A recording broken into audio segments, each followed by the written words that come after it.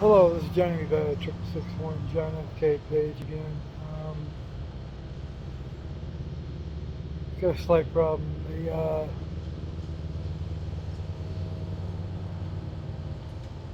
They won't let you have coffee at the cash register with you while you're being cashier.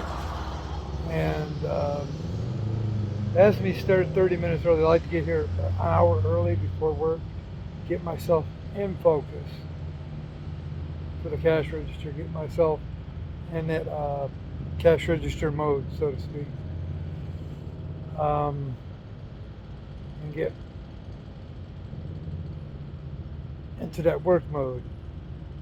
I didn't have nothing to eat either, so I was also getting something from the vending machine to eat before starting work too. Um, I'm just curious what Starbucks and Dunkin' Donuts think about that. Wow, unreal. But anyway, uh, how can you keep how can you keep in focus with that going on? But anyway, have a good one. I'll work late as you want me to. Don't ask me to start early. I got a routine I got to go through. I'm dealing with your money. Well, have a good one.